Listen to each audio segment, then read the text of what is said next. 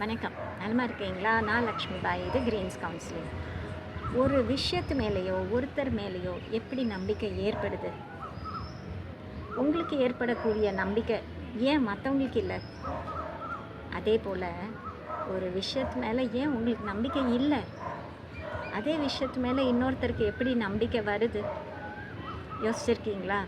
அந்த நம்பிக்கை, பிலீஃப் அப்படிங்கிற ஒரு விஷயம் ஒவ்வொருத்தருக்கு ஏன் ஒவ்வொரு மாதிரி இருக்குது? பார்க்கலாமா? நம்பிக்கை எப்படி வளருதுன்னு பார்க்கலாம். இப்போ நிறைய ஐடி இண்டஸ்ட்ரீஸ் வந்துருச்சு. ஸோ பஸ்ஸை பிடிச்சி கஷ்டப்பட்டு ஸ்கூலுக்கு போய் காலேஜுக்கு போய் கூட்ட நெரிசலில் படித்த ஒருத்தருக்கு ஐடி வேலை கிடச்சிருச்சு.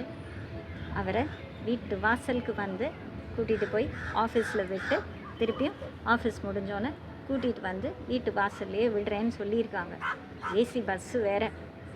ஸோ ரொம்ப ஆசையாக ரெடியாகி நாள் வேலைக்காக வாசலில் காத்திருக்காங்கன்னு வைங்களேன். பஸ் இப்போ வந்துடும்.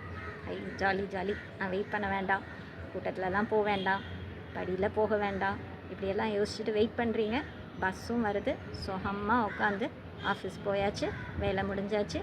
அதே பஸ்ஸு பத்திரமா உங்களை வீட்லேயும் விட்டுருது. மறுநாளும் அப்படியே நடக்குது. ஸோ அதே போல் பஸ்ஸுக்காக வெயிட் பண்ணுறீங்க. சமத்தா அந்த பஸ்ஸும் வருது. பஸ்ஸில் ஏறி ஆஃபீஸ் போய்ட்றீங்க. ஒரு விஷயம் யோசிக்கிறீங்க, பஸ்ஸு வரும் இன்றைக்கி என்னை பிக்கப் பண்ணிக்கிறதுக்கு அப்படின்னு ஒரு எண்ணம், ஒரு தாட். அதுக்கு ஏற்ற மாதிரியே ஒரு விஷயமும் நடக்குது. பஸ்ஸு வருது, உங்களை கூட்டிகிட்டு போய் ஆஃபீஸில் விடுது. நீங்கள் நினைக்கிற ஒரு விஷயம் திருப்பி நடக்கும் பொழுது அந்த விஷயத்து மேலே உங்களுக்கு நம்பிக்கை கூடுது. நீங்கள் ஒரு விஷயம் யோசிக்கிறீங்க, அது திருப்பி அதே போலவே நடக்குது. அதனால் அந்த நம்பிக்கை கூடுது. நம்பிக்கை இழக்கிறதும் அதே போல் தான். உங்கள் கூட ரொம்ப ஆசையாக இருந்த ஒருத்தர் முன்ன மாதிரி உங்கள் கூட பேசுகிறது இல்லைன்னு வைங்களேன்.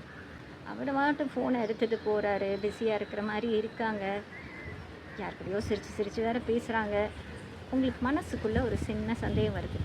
நீங்கள் மனசில் ஒரு எண்ணம் வச்சுருக்கீங்களே, முன்னெல்லாம் நல்லா பேசுவாங்க, இப்போ நம்மளை அவாய்ட் பண்ணுறாங்களோ அப்படின்னு.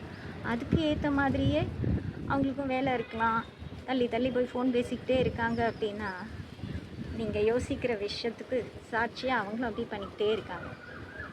அப்போது நீங்களா, ஆமாம் நான் யோசித்தது கரெக்டு, நம்மளை அவாய்ட் பண்ணுறாங்கங்கிற எண்ணம் உங்களுக்கு கரெக்டாகுது. ஏன்னா உண்மையிலேயே அவங்க பிஸியாக இருக்காங்க, இல்லை யார் கூடயோ பேசுகிறாங்க, ஏதோ ஒரு விஷயம். அப்படி தான் அந்த நம்பிக்கையை இழக்கிறோம். ஸோ ஒரு தின் லைனாக தான் இருக்குது அந்த எண்ணம் அப்படிங்கிறது. ஆனால் அதுக்கு சாட்சியாக நிறையா விஷயங்கள் நடக்கும் பொழுது சில விஷயங்களில் நம்பிக்கை கூடுது, சில விஷயங்களில் நம்பிக்கை குறையுது.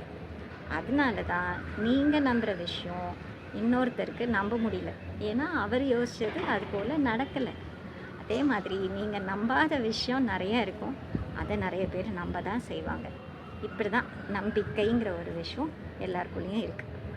ஓகேவா? எது எப்படியோ, எது மேலே உங்களுக்கு நம்பிக்கை இருக்கோ இல்லையோ, உங்கள் மேலே நிறைய நம்பிக்கை வச்சுக்கோங்க. அது ரொம்ப முக்கியம்.